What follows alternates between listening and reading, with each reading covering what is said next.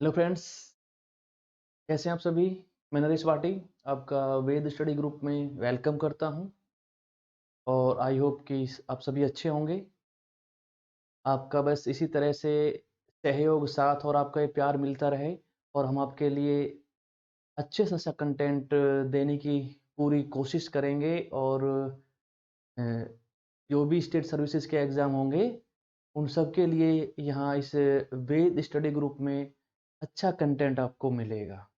तो बस आपसे ये इतना रिक्वेस्ट है कि आप वीडियो को एक पूरा लास्ट तक देखें, तभी पता चलता है कि कैसा कंटेंट है, क्या है, किस तरह से चीज़ें दी जा रही हैं, डिलीवर की जा रही हैं। तो आपसे सभी ये अनुरोध है कि आप वीडियो को ज़रूर लास्ट तक देखें और अपना प्यार और अपना सहयोग और साथ बस इसी तरह से बनाए रखें और आप हमारे साथ अपना टाइम देकर मेहनत करते चलें और बाकी चीज़ें जो हैं फिर कंटेंट की स्टडी की तैयारी की आप हम पे छोड़ दें। तो ये एक अच्छा प्लेटफ़ॉर्म है जो यूपीएससी के लिए या आपके स्टेट सर्विसेज़ के लिए बहुत अच्छा प्लेटफ़ॉर्म है वेद स्टडी ग्रुप। तो आपसे उम्मीद है कि आप सारे लोग इस अवसर का इस मौके का फ़ायदा उठाएँगे और अपनी तैयारी को बहुत अच्छा करेंगे और अपने सिलेक्शन को पक्का करेंगे। क्लियर है यहाँ तक आप सभी का? यस, तो आप सभी का इसी तरह से प्यार बना रहे, आप हमारे साथ इस तरह से जुड़े रहें, आपका सहयोग और साथ बना रहे और फिर अपनी तैयारी को आप इस प्लेटफ़ॉर्म से वेद स्टडी ग्रुप से अच्छे से करें और सिलेक्शन को श्योर करें। ठीक है? तो आज का जो हमारा टॉपिक है वो मौर्याज से है। हमने पिछली क्लास में देखा था कि किस तरह से चंद्रगुप्त मौर्य ने कौटिल्य के साथ मिलकर एक एम्पायर खड़ा किया। फिर चंद्रगुप्त मौर्य के बाद उसका बेटा बिंदुसार आया। बिंदुसार के बाद हमने अशोक, महान अशोका द ग्रेट के बारे में पढ़ा और फिर हमने अशोकाज की पॉलिसीज़, नीति देखी कि किस तरह से उसने धम्म की नीति अपनाई और किस तरह से उसने आम जनता तक अपने विचार पहुँचाने के लिए अपनी विचारधारा को, अपनी नीतियों को और उसने जो एक नया धर्म चलाया या एक नई अपनी विचारधारा दी, एक नया जो कंसेप्ट दिया था धम्म, उसके बारे में भी हमने देखा था। तो अब यहाँ पे हम जो अशोक के जो इंस्क्रिप्शंस थे, अशोक के जो अभिलेख थे, कुछ इम्पोर्टेंट अभिलेख हैं, इंस्क्रिप्शंस हैं, उनको देख लेते हैं। हमने ये भी पढ़ा पिछली क्लास में कि अशोक के जो इंस्क्रिप्शंस थे वो डिफरेंट टाइप लैंग्वेज और स्क्रिप्ट थी उसकी, अलग-अलग भाषाओं में, अलग-अलग लिपियों में थे और सबसे पहले उसको जेम्स प्रिंसेप ने पढ़ा था। तो इन सारी बातों को हमने पिछली क्लास में या पिछले लेक्चर में डिस्कस किया। तो आज हम जो अशोक के इंस्क्रिप्शंस हैं उनको देखते हैं। तो अशोक प्राचीन भारत का एक ऐसा राजा था जिसने अपने इंस्क्रिप्शन या अपने अभिलेखों के द्वारा सीधे जनता से कम्युनिकेशन करने का प्रयास किया, बातचीत करने का एक नया तरीका ढूँढ निकाला। क्लियर है यहाँ पे? तो हम कुछ अशोकाज़ के इंस्क्रिप्शन देखते हैं और उसका फिर हम अशोकाज़ सोसाइटी, अशोकाज़ एडमिनिस्ट्रेशन या मौर्याज़ सोसाइटी या मौर्याज़ एडमिनिस्ट्रेशन या मौर्याज़ आर्ट के जो कुछ इम्पोर्टेंट फैक्ट्स फिगर हैं, उनको पढ़ेंगे, उनको देखेंगे। तो आज हम देखते हैं यहाँ पे अशोकाज़ के इंस्क्रिप्शन, अशोकाज़ के अभिलेख। अशोका के अभिलेख, इंस्क्रिप्शन। तो मैंने आपको बताया होगा कि जो अशोका के अभिलेख थे, इंस्क्रिप्शन थे, वो 2 टाइप के थे, स्तंभ लेख और सेकंड शिलालेख। ठीक है? तो अशोक के जो स्तंभ लेख हैं और शिलालेख हैं जिनको देखते हैं, कुछ इंपॉर्टेंट इंस्क्रिप्शन से जुड़ी हुई बातें हैं उनको हम पढ़ते हैं। तो अशोकाज के इंस्क्रिप्शंस, अशोकाज के अभिलेख 2 टाइप्स के हैं, स्तंभ अभिलेख जिसको हम पिलर एडिक्ट बोलते हैं और शिलालेख जिनको हम रॉक एडिक्ट बोलते हैं। क्लियर है? जैसे कि ये जो स्तंभ लेख हैं कितने हैं, 7 हैं। ठीक है? तो अब इन स्तंभ लेख में मेजर मेजर कौन-कौन से हैं और वो कहाँ-कहाँ से हमको मिलते हैं, उनको देखते हैं कि अक्सर वहाँ से क्वेश्चन एग्जाम में आ जाते हैं। और फिर जो ये यहाँ पे शिलालेख या रॉक एडिक्ट्स हैं, ये 14th हैं। उनमें कुछ जो इम्पोर्टेंट है, किस शिलालेख में क्या इम्पोर्टेंट बात कही है अशोकाज ने, उसको हम देखेंगे। ठीक है? तो यहाँ पे हम देखते हैं कि जो 7 थे, इनमें 7 स्तंभ लेख हैं, उनमें से अगर बात करते हैं, जैसे कि कौशाम्बी स्तंभ लेख, कौशाम्बी कौशाम्बी स्तंभ लेख। ठीक है? इसको, ये अशोक का अभिलेख है, स्तंभलेख अशोक का, कौशाम्बी से मिला है ये, समझ रहे हैं आप। तो इसने इस स्तंभ लेख पर अशोक ने अपनी बहुत सारी बातें लिखवाई हैं, और इस स्तंभ लेख को अकबर ने, मध्यकालीन भारत में मुगल वंश का एक राजा था अकबर, ठीक है, तो उसने इलाहाबाद में अपना किला बनवाया था। तो इस अभिलेख को या इस स्तंभ लेख को अकबर अपने इलाहाबाद के किले में ले जाकर इसको उसने गड़वाया था। अकबर ने, अकबर इसको कहां ले गया था? अपने इलाहाबाद के किले में,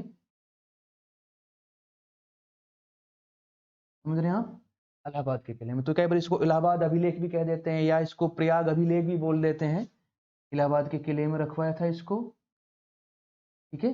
तो कई बार इस अभिलेख को क्या बोल देते हैं? कौशाम्बी स्तंभ लेख, इलाहाबाद स्तंभ लेख, या अभी इलाहाबाद का नाम बदल दिया योगी सरकार ने तो प्रयाग स्तंभ लेख भी कह सकते हैं इसको। समझ में आ रही बात है?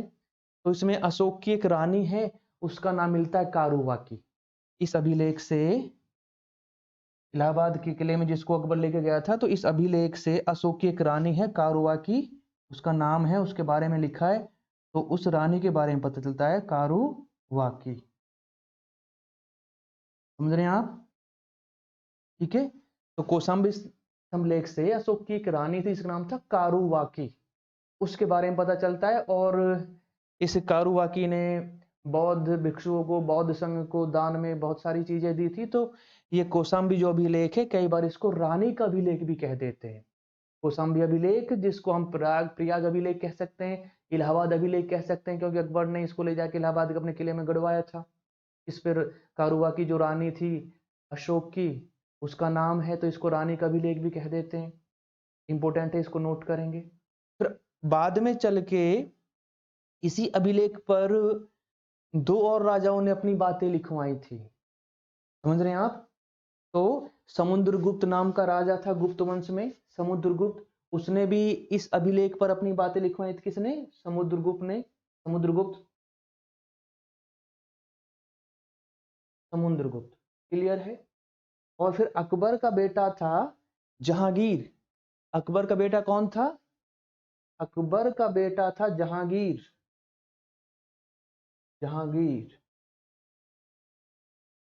तो जहांगीर ने भी इस अभिलेख पर अपनी कुछ बातें लिखवाई थी। तो ये पहला कौशाम्बी स्तंभ लेख, इलाहाबाद स्तंभ लेख या प्रयाग स्तंभ लेख, रानी का अभिलेख काफी इंपॉर्टेंट हो जाता है, क्योंकि इसी अभिलेख पर, इसी स्तंभ लेख पर, इसी पिलर इंस्क्रिप्शंस पर ये डिफरेंट जो यहाँ पे हम रूलर्स या राजाओं के नाम देख रहे हैं, इनसे जुड़ा हुआ है। तो ये बहुत इंपॉर्टेंट है। तो जो पहला अभिलेख है, कहाँ से मिला है? कौशाम्बी, इलाहाबाद के नजदीक। इसी को अकबर ने ले जाकर अपने इलाहाबाद के किले में रखवाया, लगवाया था, ठीक है।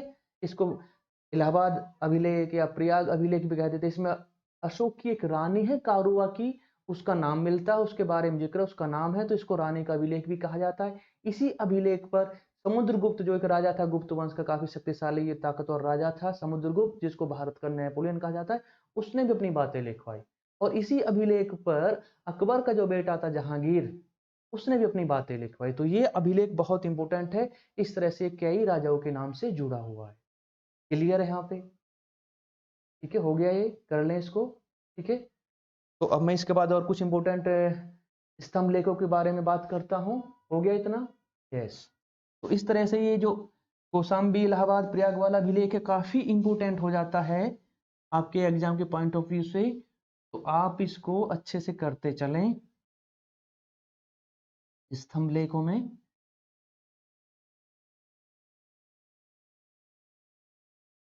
फिर एक है दिल्ली मेरठ,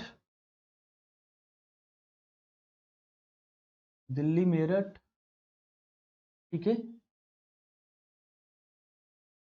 दिल्ली मेरठ में भी अशोक का एक अभिलेख था। मेरठ में था, हरियाणा, ये यूपी में पड़ता है मेरठ। तो इस मेरठ वाले स्तंभ लेख को, मेरठ वाले स्तंभ लेख को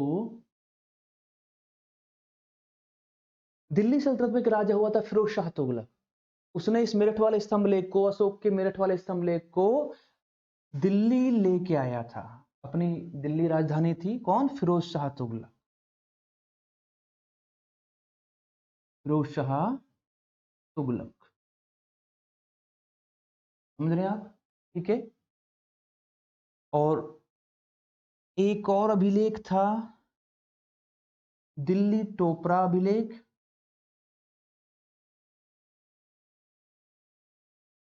ठीक है, टोपला अंबाला हरियाणा, अंबाला हरियाणा।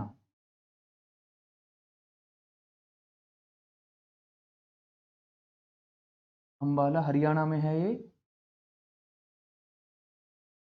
ठीक है, अंबाला हरियाणा। तो इस टोपरा वाले अभिलेख को भी और मेरठ वाले अभिलेख को भी ये फिरोज शाह तुगलक नाम का जो राजा था ये कहां लाया था? दिल्ली लेके आया था इन दोनों अभिलेखों को।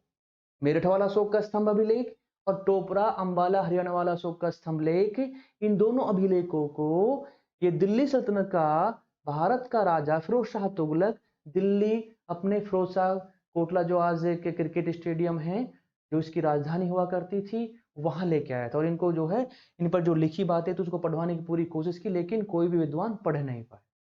तो हमारी बात इंपोर्टेंट बार बार पूछा जाता है कि वो कौन सा राजा था जो अशोक के अभिलेखों को दिल्ली लेके आया था? फिरोज शाह तुगलक। कौन कौन से अभिलेख को उठा के लाया था? मेरठ वाला और टोपरा अंबाला हरियाणा वाला। क्लियर है? यहाँ पे हो गया इतना? ठीक है। इसके बाद फिर यही अभिलेख हैं अशोक के, उनको भी हम देख लेते हैं।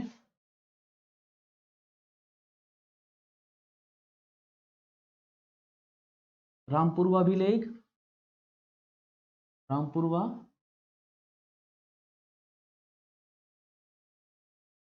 हम अभिलेख, ये आपका पड़ेगा बिहार। ठीक है। इसके ऊपर सांड यानी बैल की आकृति है, बहुत अच्छी आकृति है, बहुत अच्छा बैल को दिखाया गया है। एक था लोरिया नंदनगढ़,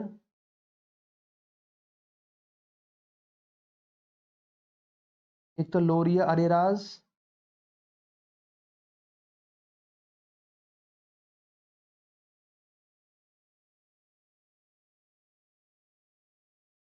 ये अशोक का स्तंभ लेख है भी,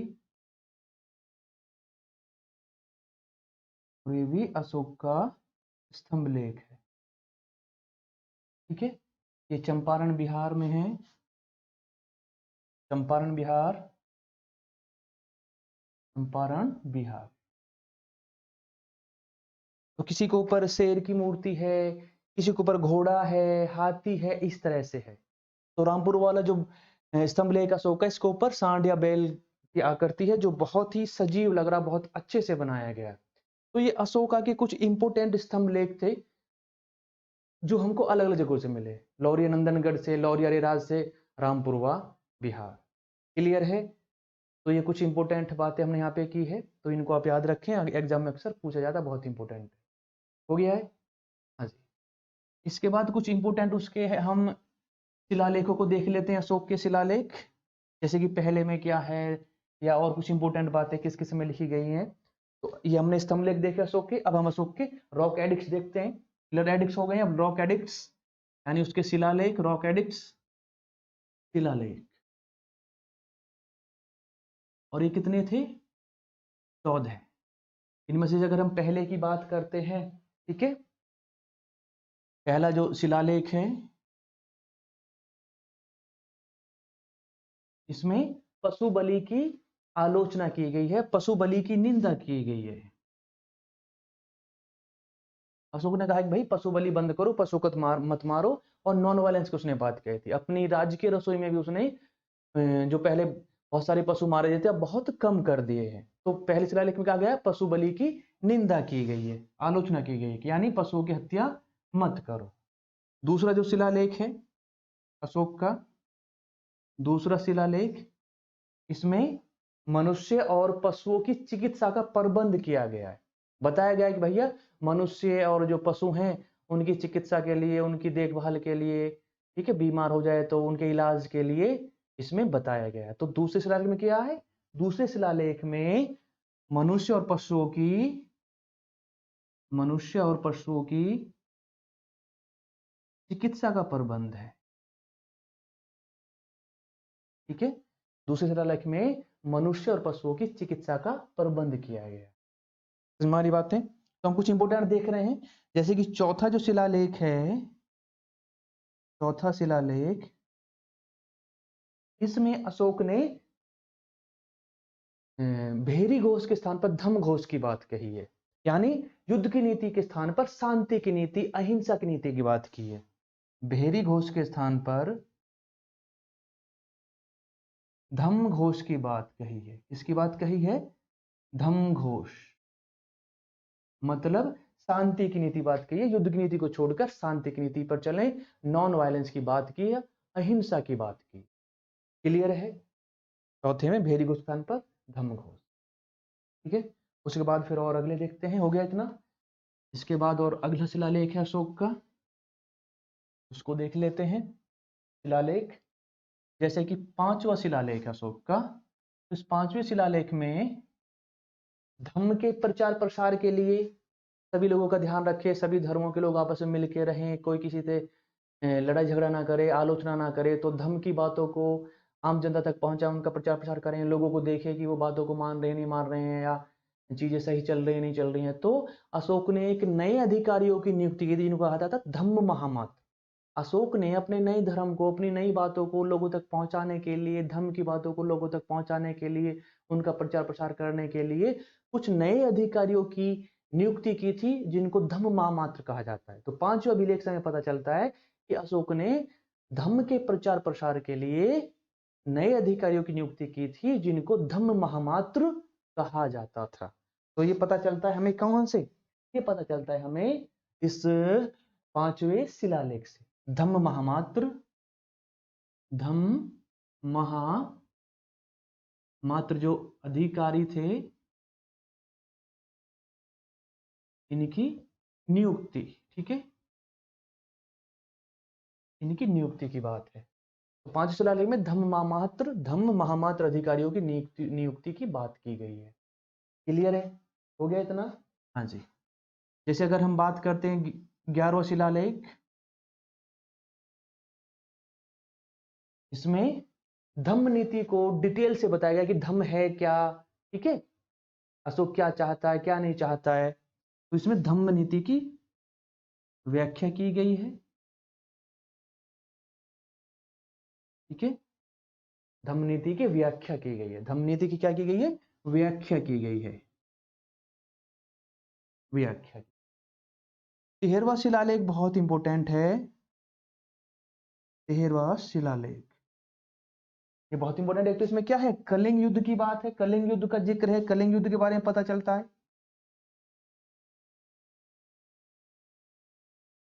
कलिंग युद्ध, ठीक है, एक तो इसमें क्या बताता है? कलिंग युद्ध, और दूसरा विदेशी राजाओं के बारे में, विदेशी राजाओं के बारे में। समझ रहे हैं आप? ठीक है, तो 13वां शिलालेख बहुत इंपॉर्टेंट है। बार बार यहां से क्वेश्चन आया है कि कलिंग युद्ध का जिक्र कौन से अभिलेख शिलालेख में है, या विदेशी राजाओं के बारे में किस शिलालेख से पता चलता है। विदेशी राजाओं में जैसे कि मिस्र के राजा के बारे में, सीरिया के राजा के बारे में, मकदूनिया के राजा के बारे में, तो इन विदेशी राजाओं के बारे में पता चलता है, जिनके साथ अशोक ने अपने संबंध अच्छे बनाए, अपने राजदूत भेजे और इस धर्म का प्रचार प्रसार किया।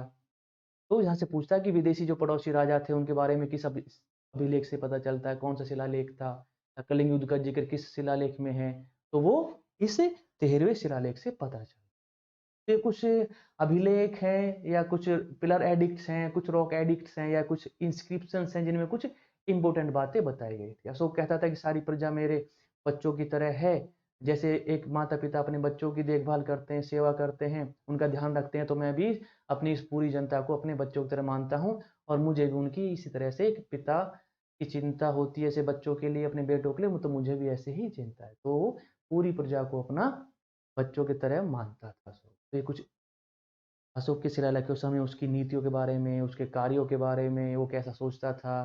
ठीक है, ये पता चल। क्लियर है? अब यहाँ पे ये बातें समझ में आई? हो गया इतना? हाँ जी, ठीक है। तो इस तरह से हमने अशोक के अभिलेखों को देखा और अब हम मौर्य काल की सामाजिक व्यवस्था को देखते हैं। समझ गए आप? मौर्य काल की सामाजिक व्यवस्था लिख लेंगे।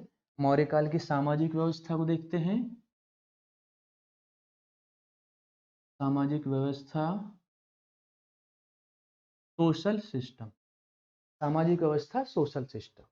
आप जानते हैं कि जो वर्ण सिस्टम अभी भी चला आ रहा है, जाति प्रथा अभी भी चली आ रही है, तो समाज में उसी तरह से था। क्या था उस समाज में? वर्ण व्यवस्था है, ठीक है, जाति व्यवस्था है, ठीक है। तो समाज कैसे बटा हुआ था? वर्ण व्यवस्था और जाति व्यवस्था के आधार पर बटा हुआ था, ठीक है। लेकिन यहाँ पे कुछ इंपॉर्टेंट बातें हैं, जैसे कि अगर हम बात करते हैं मेगास्थनीज। मेगास्थनीज कौन था? सेल्यूकस जो सिकंदर का सेनापति था, ठीक है। और सेल्यूकस ने भारत पे आक्रमण किया तो चंद्रगुप्त मौर्य ने सेल्यूकस को हरा दिया था, और हराने के बाद उसने अपना बहुत बड़ा हिस्सा दे दिया किसको? चंद्रगुप्त मौर्य को। तो सेल्यूकस का राजदूत था मेगास्थनीज, जिसको उसने अपना राजदूत बनाकर कहां भेजा था? अशोक के चंद्रगुप्त मौर्य के दरबार में। तो मेगास्थनीज यहाँ पे भारत में काफी लंबे समय तक रहा, और उसने भारतीय समाज के बारे में या मौर्य समय का समाज, उनकी अर्थव्यवस्था, एडमिनिस्ट्रेशन, इकोनॉमी, सोशल सिस्टम के बारे में बहुत कुछ उन्होंने लिखा। तो मेगास्थनीज ने कहा था कि भाई भारत में कितनी जातियां हैं? 7 जातियां हैं। तो उसने सही से वो समझ नहीं पाया, ठीक है, विदेशी होने के नाते इंडिया के सोशल सिस्टम को या भारत के सामाजिक व्यवस्था। हमारी बातें तो यहाँ से इंपोर्टेंट पूछता है कि मेगास्थनीज के अनुसार भारतीय समाज कितनी जातियों में बटा हुआ? तो कितनी जातियों में बटा हुआ था? 7 जातियों में। वो कौन कौन 7 जातियां उनको देख लेते हैं। ये किसने कहा था? मेगास्थनीज ने। मेगास्थनीज ने बताया था कि भारतीय समाज कितनी जातियों में बटा हुआ है? 7 जातियों में। कौन कौन सी वो 7 जातियां वो लिख लें। मेगास्थनीज के अनुसार कितनी जाति थी भारत में? 7। दार्शनिक, ठीक है, किसान, दार्शनिक, किसान, अहीर, पशुपालक जो होते हैं, शिल्पी, ठीक है, शिल्पी,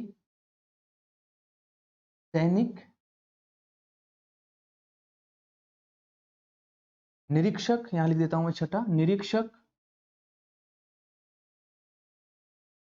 और सभासद। सभासद।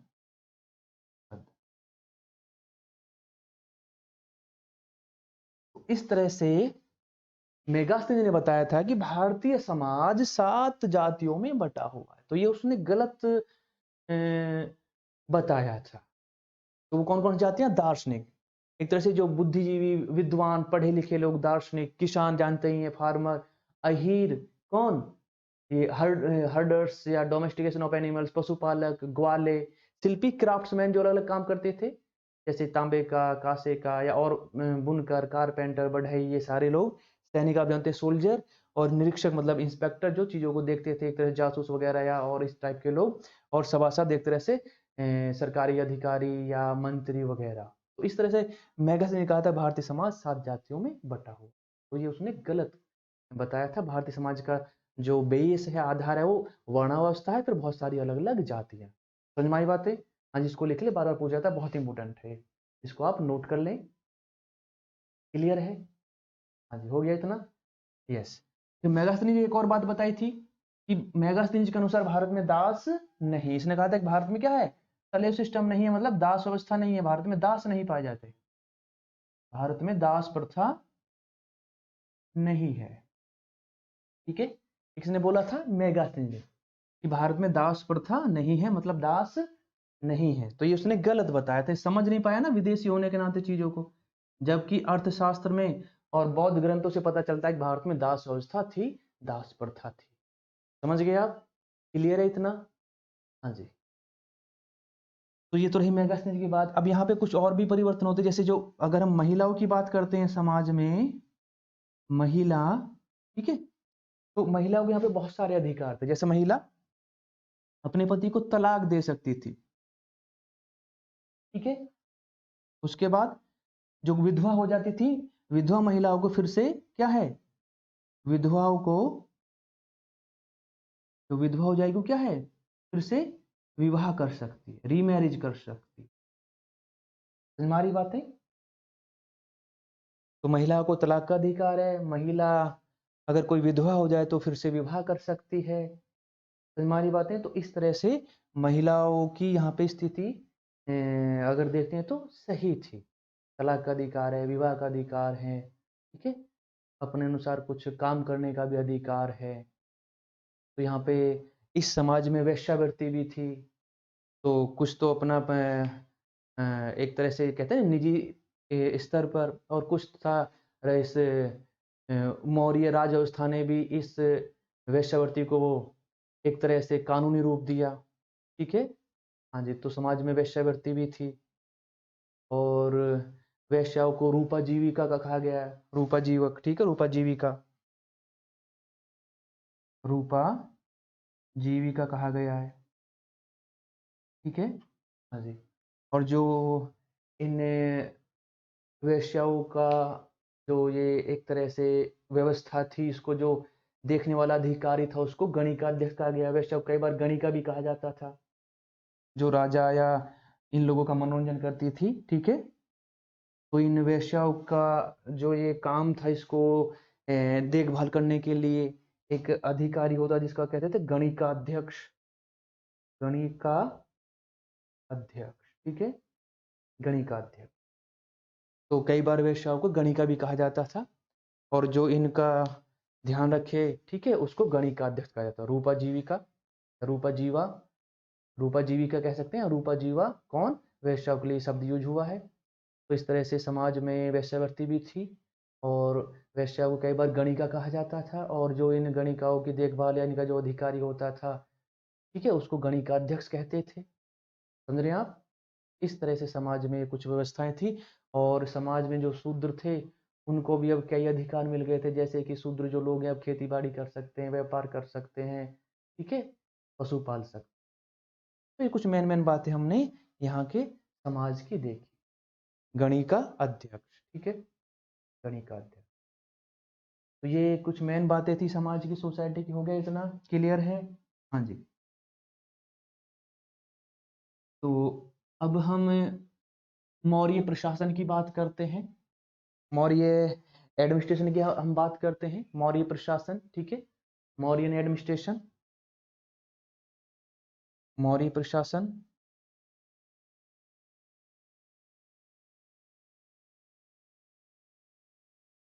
मौर्य प्रशासन।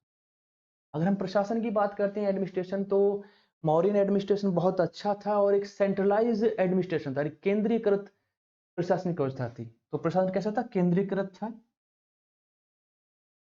प्रशासन कैसा है, केंद्रीकृत है, केंद्रीकृत प्रशासनिक व्यवस्था थी, केंद्रीकरण था, केंद्रीकृत प्रशासनिक व्यवस्था है। समझ रहे हैं आप सभी, ठीक है। और राजा सबसे ऊपर होता था, राजा की एक मंत्री परिषद होती थी, राजा की एक मंत्री परिषद होती थी, और उनके लिए एक टेस्ट होता था जिसको उपधा परीक्षण कहते थे, उपधा परीक्षण।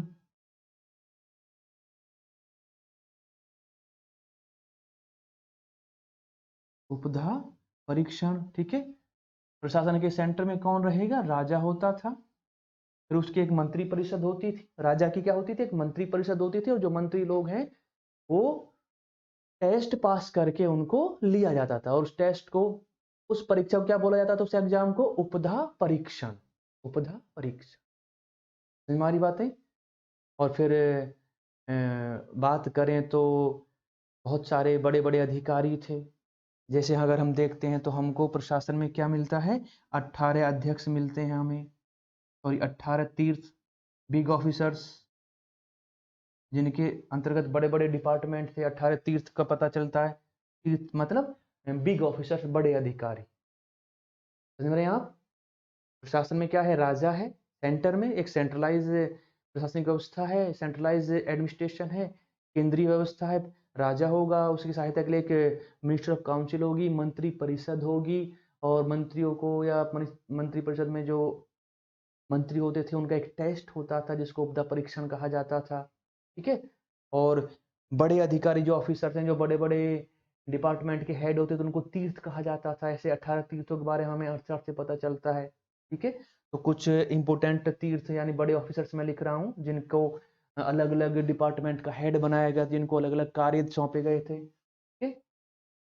जैसे कि युवराज, जो एक तरह से राजा के जो अधिकारी हैं, युवराज, समाहर्ता, समाहर्ता। ठीक है। एक तरह से वित्त मंत्रालय का सबसे बड़ा अधिकारी था, या जो फाइनेंस मिनिस्ट्री है उसका हेड था, समाहर्ता। जो टैक्स रिवेन्यू सारा इसी के हाथ में रहता था, समाहर्ता। ठीक है। समाहर्ता एक अधिकारी ऑफिसर है, वित्त मंत्रालय का हेड है, वित्त मंत्रालय का प्रमुख है समाहर्ता। ठीक है। उसके बाद अगर हम देखते हैं तो एक होता था सन्निधाता, सन्निधाता होता था, जो खजांची था, जो सारा जो रिवेन्यू इकट्ठा होके आता था उसकी देखभाल करने वाले, तरह से इसको कहते हैं खजांची। ठीक है। ठीक है। खजांची होता था ट्रेजरी ऑफिसर, जिसको कह सकते हैं हम ट्रेजरी ऑफिसर, सन्निधाता, खजांची। ठीक है। हो गया। समाहर्ता, सन्निधाता, ये कुछ बड़े बड़े ऑफिसर्स, अधिकारी हैं जो बड़े बड़े डिपार्टमेंट के हेड हुआ करते थे। समाहर्ता वित्त मंत्रालय का हेड, सन्निधाता खजांची एक तरह से। ठीक है। और कुछ मैं लिख रहा हूँ यहाँ पे ऐसे ही ऑफिसर्स, उनको आप देख लें। ठीक है। दुर्गपाल होता था एक,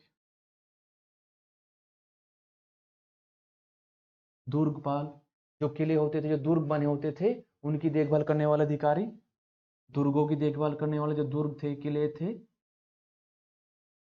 उनकी देखभाल करने वाला अधिकारी, दुर्ग या किलों की देखभाल करने वाला दुर्गपाल। ठीक है। एक दंडपाल होता था। ठीक है। दंडपाल, बड़ा न्यायाधिकारी, जो लोगों को दंड या न्याय देता था जो गलत काम करते थे, दंडपाल। तो ये कुछ बड़े बड़े ऑफिसर हैं, अधिकारी हैं। ठीक है। जिनको अलग अलग डिपार्टमेंट का हेड बनाया गया। हमारी बात है। हाँ जी। क्लियर है इतना?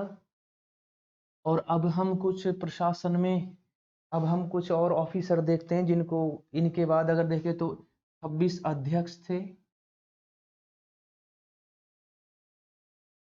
26 अध्यक्ष का जिक्र मिलता है हमें। 18 तीर्थों तो बड़े ऑफिसर थे, ये भी कुछ और छोटे अध्यक्ष थे। 26 अध्यक्ष हैं। इनमें से कुछ इंपोर्टेंट अध्यक्ष हम देख लेते हैं, जैसे कि हम देखते हैं यहाँ पे पोतवाध्यक्ष,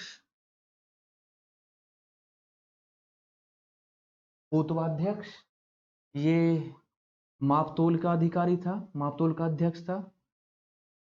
मापतोल का अधिकारी, इसका अधिकारी है मापतोल का अधिकारी, मापतोल का अधिकारी। ठीक है। मापतोल, वेट एंड मेजरमेंट। एक होता था पन्न्याध्यक्ष, ये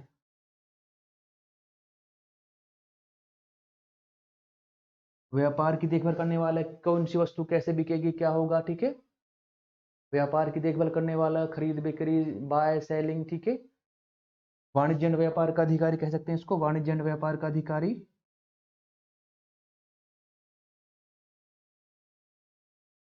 वाणिज्य एंड व्यापार का अधिकारी, वाणिज्य एंड व्यापार का अधिकारी था। ठीक है। ट्रेड ऑफिसर, जो व्यापार, कौन सी वस्तु बेचनी है, किसको कितना करना है, कहाँ पे कोई वस्तु ज्यादा तो नहीं, कम तो नहीं है, तो इस तरह से वाणिज्य बाजार को कंट्रोल करने वाला ऑफिसर था पन्न्याध्यक्ष। ठीक है। पन्न्याध्यक्ष, पोतवाध्यक्ष, एक होता था सीताध्यक्ष, सीताध्यक्ष। जो राजा की भूमि होती थी, राज्य की भूमि, सरकारी भूमि राजा की, उसकी देखभाल करने वाला राज्य की भूमि का अधिकारी, राज्य की भूमि का अधिकारी। ठीक है। एक होता था लक्षणाध्यक्ष,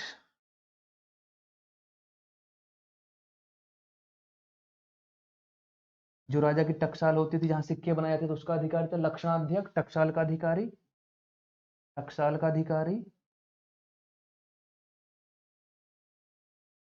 ठीक है। टकसाल का अधिकारी था लक्षणाध्यक्ष, टकसाल का अधिकारी, लक्षणाध्यक्ष, टकसाल का अधिकारी। ठीक है। टकसाल का अधिकारी। तो इस तरह से कुछ इंपोर्टेंट अधिकारी थे, यानी 26 अध्यक्ष थे, जिनमें से कुछ इंपोर्टेंट अध्यक्ष हैं 20 अध्यक्षों में से। ठीक है। ऐसे एक होता था लवणाध्यक्ष,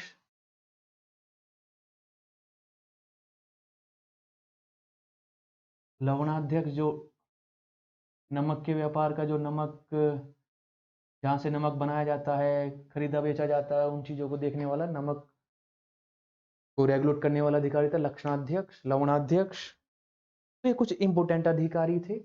ऐसे ही एक और ऑफिसर्स का पता चल, जैसे एग्रोनोमोई,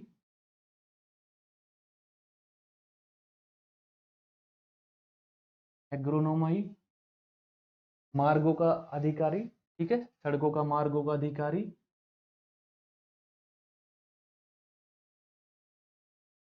सड़क या मार्गों की देखभाल करने वाला अधिकारी, मार्गों की या सड़कों की देखभाल करने वाला अधिकारी। अभी यूपीपीसीएस में पूछा गया क्वेश्चन था ये, अक्टूबर में हुआ था यूपीपीसीएस 2020 का प्री एग्जाम, उसमें क्वेश्चन पूछा हुआ था कि एग्रोनोमी कौन था, जो रोड्स हैं, ठीक है, मार्ग हैं, वे हैं, रास्ते हैं, उनकी देखभाल करने वाला अधिकारी एग्रोनोमी।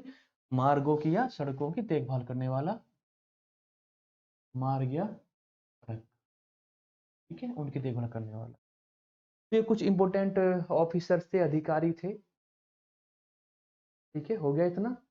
हाँ जी। तो इंपोर्टेंट है बहुत ज़्यादा, बार बार क्वेश्चन पूछे जाते हैं, स्क्रीनशॉट ले लें, इसको कर लें। हाँ जी। तो ये कुछ हमने इंपोर्टेंट ऑफिसर्स, अधिकारी देखे हैं। और अब कुछ और बातों को कर लेते हैं यहाँ पे हम। जैसे अगर हम पूरे साम्राज्य की बात करें तो, ठीक है, जैसे पूरा एक साम्राज्य है, समझ रहे हैं, उस साम्राज्य को किसमें डिवाइड किया गया है, प्रांत में। ठीक है, प्रांत हैं। जैसे अशोक के समय प्रांतों की संख्या 4 से बढ़कर कितनी हो गई थी, 5 हो गई थी। ठीक है, प्रांत हैं, जिनको कई बार चक्र भी कह देते हैं। प्रांतों को क्या बोल देते, कई बार चक्र भी कह देते हैं। स्टेट जो है, प्रांत, प्रांतों से नीचे क्या है,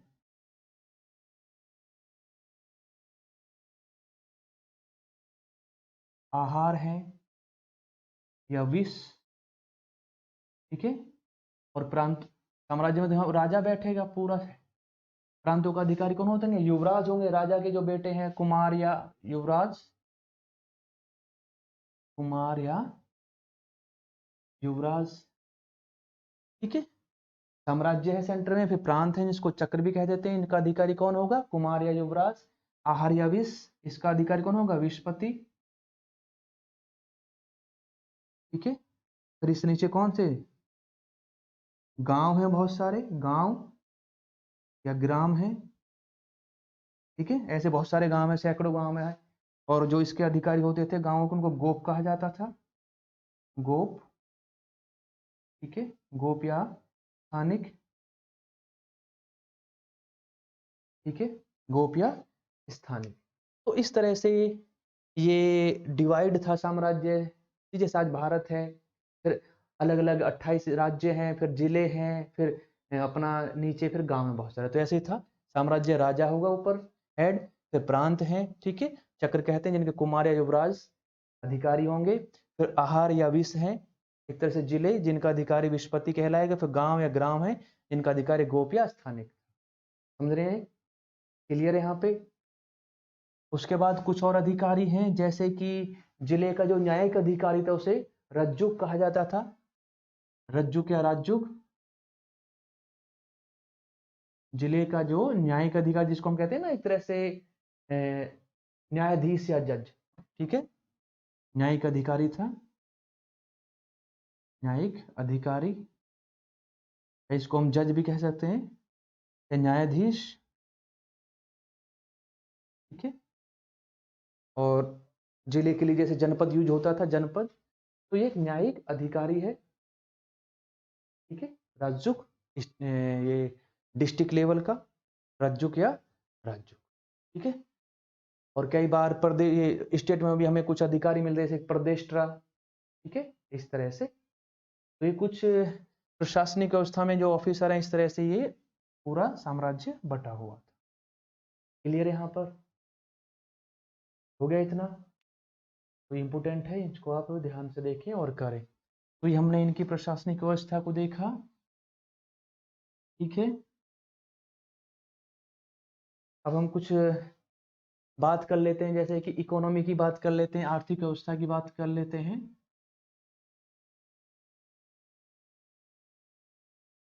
ठीक है, इकोनॉमी में अगर हम देखते हैं तो कृषि है, एग्रीकल्चर है, ठीक है। उसके बाद पशुपालन वगैरह तो है ही है, और व्यापार है। व्यापार भी कैसा है? देशी व्यापार और विदेशी व्यापार, विदेशों के साथ भी व्यापार और देशी व्यापार। कृषि की अगर बात करें तो बहुत सारी फसलें बोई जाती थी, ठीक है। और ऐसी भूमि में जिसमें बिना सिंचाई के भी अच्छी खेती बाड़ी हो जाए, उस भूमि को क्या बोला जाता था? उस भूमि को अदेव मात्रक कहा जाता था। अदेव मात्रक, ऐसी भूमि जिसमें बिना सिंचाई के भी क्या हो जाए? फसल उत्पादित हो जाए, गेहूं, जौ, चावल, धान, मटर, ठीक है, बहुत सारे अनाजों की खेती की जाती थी। तो ऐसी भूमि जिसमें बिना सिंचाई के क्या हो जाए? अच्छी फसल हो जाए, उसे अदेव मात्रक भूमि कहा जाता है। पशुपालित गाय, भैंस, भेड़, बकरी, घोड़ा, हाथी, सब इस टाइप के लिए व्यापार होता था, ठीक है। उत्तरापथ का जिक्र मिलता है, जो इधर कलिंग से और इधर पाटलिपुत्र से होता, वो उधर गंधार तक्षशिला तक जाता था।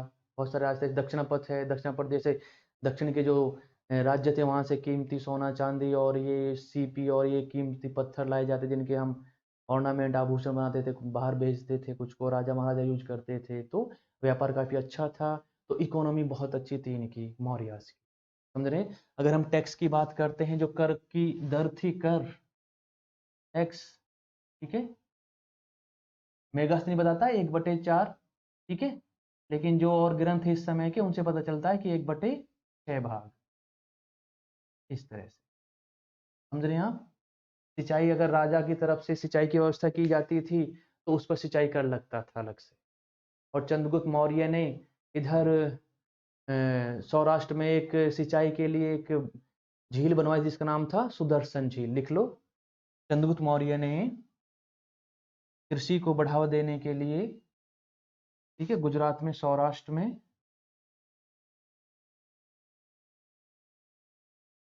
गुजरात में, सौराष्ट्र में चंद्रगुप्त मौर्य ने सुदर्शन झील का निर्माण करवाया था। सुदर्शन झील किसने? चंद्रगुप्त मौर्य ने, लिख लो, बहुत इंपॉर्टेंट है ये। चंद्रगुप्त मौर्य ने सुदर्शन झील का निर्माण करवाया था। किसने? चंद्रगुप्त मौर्य ने। इसको आप नोट कर लें। चंद्रगुप्त मौर्य ने सौराष्ट्र गुजरात में सुदर्शन झील को बनवाया था। सुदर्शन झील किसने बनवाई थी? चंद्रगुप्त मौर्य ने। बहुत इंपॉर्टेंट है, बार बार इसको पूछा गया अलग अलग एग्जामों में। चंद्रगुप्त मौर्य ने क्या है? सुदर्शन झील का निर्माण करवाया था सौराष्ट्र गुजरात। एक्स कितना था? 1/4। मेगास्थनी बताता, बाकी और ग्रंथों से पता चलता है 1/6। मेगास्थनी ये भी कहता है कि भारत में अकाल नहीं पड़ते, तो ये भी गलत था, जबकि अकाल पड़ते थे। चंद्रगुप्त मौर्य के समय ही 10 से 12 साल का लंबा अकाल पड़ा था। और राजा जो है ऐसे मतलब ऐसे इमरजेंसी के समय, ऐसे आपातकाल के समय अनाज का भंडारण करके रखते। क्लियर है? हाँ जी। तो कुछ सिक्के हैं, जैसे जो चांदी के सिक्के, तो उनको करसापन बोला जाता था। करसा, हाँ, चांदी के जो सिक्के हैं, चांदी के सिक्के को करसापन कहा जाता है, ठीक है। जैसे कि नमक है, खान है, ठीक है, टकसाल है, और अस्त्र शस्त्र बनाने का काम है, तो इन पर पूरा सेंटर जो था, जो केंद्रीय व्यवस्था थी, उसका नियंत्रण था। ये निजी हाथों में या ये स्टेट लेवल के पर नहीं बनाए जाते थे। जैसे आज भी है ना कुछ ऐसे मतलब सेक्टर हैं जहाँ पर केंद्र सरकार ही काम करती है, उनको उन पर राज्य सरकार नहीं बना सकती है, ठीक है? वो सेक्टर किसके हाथ में है? केंद्र सरकार के हाथ में। ऐसे ही इस मौर्य अर्थव्यवस्था में भी कुछ ऐसे सेक्टर थे जिन पर केंद्रीय सत्ता का अधिकार था, वो ही उस पर काम करते थे। जैसे खानों पर केंद्रीय सत्ता का अधिकार है, नमक पर, टकसालों पर और अर्थशास्त्र बनाने में। समझ रहे हैं आप? तो इस तरह से काफ़ी अच्छी इनकी इकोनॉमी थी, काफ़ी अच्छी इनकी अर्थव्यवस्था। हो गया ये? समझ में आई बातें? इसको आप नोट कर, क्लियर है? हाँ जी, बिक्री कर अगर कोई नहीं देता था, टैक्स की चोरी करता था, तो उसको बड़ा कठोर दंड दिया जाता था, कई बार मृत्युदंड भी दिया जा सकता था, ठीक है? बड़े कठोर रूल रेगुलेशन थे। हो गया इतना? तो ये कुछ इंपॉर्टेंट बातें थी इकोनॉमी के बारे में, मौर्याज इकोनॉमी, क्लियर है? और अब हम मौर्याज के समय की आर्ट यानी कला के बारे में कुछ इंपॉर्टेंट बातों को देख लेते हैं। कला यानी आर्ट, कला, आर्ट, क्लियर है? तो मौर्यकालीन जो कला थी, जो आर्ट थी, वो बहुत ही डेवलप थी। इसके बहुत सारे हमारे पास एग्जाम्पल हैं मौर्यकालीन आर्ट के, कला के। जैसे तो सबसे पहले हम अशोक के स्तंभ लेखों को ले लेते हैं। स्तंभ लेख, ये अपने आप में बहुत ही अच्छे उदाहरण है कला के।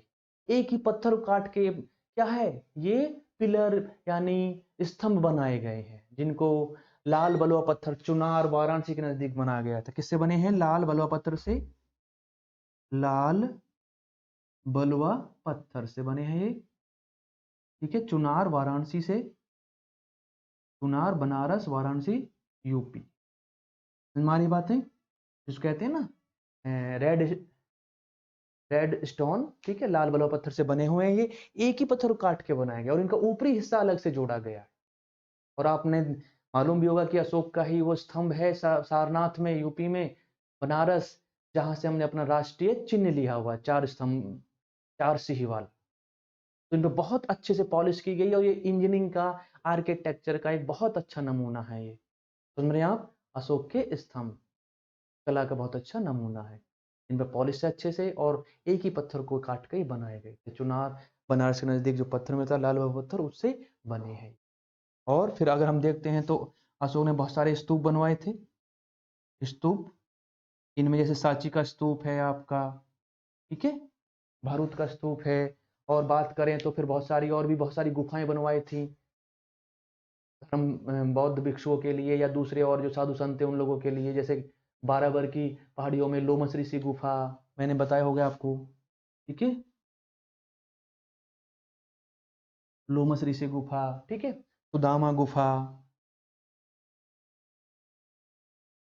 तो इन गुफाओं में शीशे जैसी चमक है, जब कभी जाओगे तो आज भी उन पे चेहरा दिखता है, चमकती हैं। हजारों साल हो गए इन गुफाओं को बने हुए, पत्थरों काट के, पहाड़ों काट के बनाई गई हैं गुफाएं, ठीक है। तो आज भी इन पे बहुत अच्छी पॉलिश है, चमक है, इन पर चमकती हैं, आज भी चेहरा दिखता है उनमें।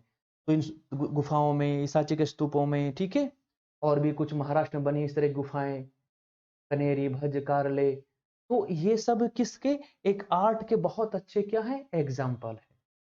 तो हमारी बातें, और फिर आर्ट के और भी कुछ एग्जाम्पल हमारे सामने देखने को मिलते हैं। जैसे कि बिहार में 2-3 जगहों से यक्ष और यक्षिणी की मूर्ति मिली है। यक्ष और यक्षिणी की मूर्ति, हो गया इतना ये, ठीक है। हाँ जी, यक्ष और यक्षिणी की मूर्ति है, बहुत ही वो अच्छी बनी है। यक्ष और यक्षिणी की मूर्ति, हमारी बातें बिहार से, जैसे कि आपका दीदारगंज से, ठीक है, दीदारगंज से यक्षिणी की बहुत सारी मूर्तियां मिलती हैं। दीदारगंज से एक मूर्ति मिली है यक्षिणी की, जो अपने हाथ में वो चावर या चमार हार लिए हुए है, चावर, ठीक है, बहुत अच्छी बनी हुई है। तो ये भी कला का एक बहुत अच्छा नमूना है। और एक जगह है बिहार में, पटना में, कुम्भहार, वहां से हमें चंद्रगुप्त मौर्य के महल के कुछ अवशेष मिले हैं। चंद्रगुप्त मौर्य के महल के कुछ हमें अवशेष मिलते हैं, कहाँ से? कुम्भहार, पटना, कुम्भहार पटना से कुम्हरार पटना से हमको चंद्रगुप्त मौर्य का जो महल था उसके हमें एविडेंस मिलते हैं कुम्हरार पटना से। कुम्हरार पटना क्लियर है। कुम्हरार पटना से हमें चंद्रगुप्त मौर्य का जो महल बना हुआ था उसके हमें वहां से साक्ष्य मिले। तो इस तरह से इस जमाने की जो कला थी, जो आर्ट थी, वो बहुत अच्छी थी। रिंग वेल मिलते हैं, ठीक है, रिंग वेल कुएं। और इस समय के जो कुछ बर्तन हैं, उत्तरी काली पॉलिश वाले बर्तन जिनको एनबीपीडब्ल्यू बोला जाता है, एनबीपीडब्ल्यू, नॉर्थ ब्लैक पॉलिश्ड वेयर, एनबीपीडब्ल्यू, उत्तरी कालिश पॉलिश वाले बर्तन।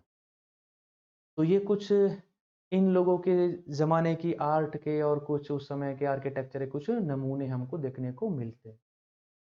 तो ये हमने पूरा मौर्यन डायनेस्टी को पढ़ लिया है।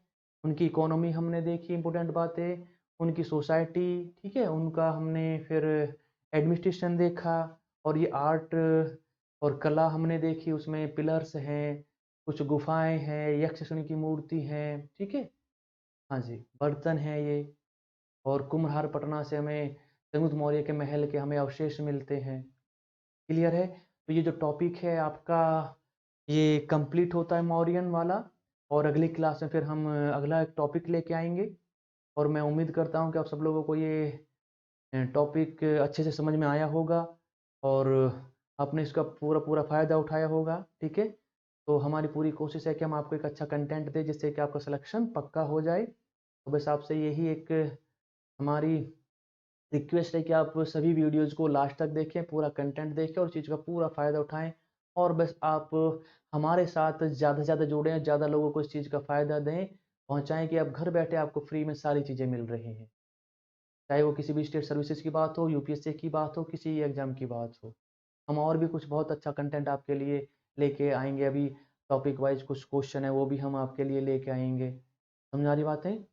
तो ज़्यादा से ज़्यादा आप हमारे साथ जुड़ें और अपना प्यार, अपना साथ और सहयोग बनाए रखें और अपना सिलेक्शन पक्का करें हमारे वेद ऋषि ग्रुप के साथ जुड़कर। ठीक है, फिर मिलते हैं अगली क्लास में एक नए टॉपिक के साथ। Thank you so much.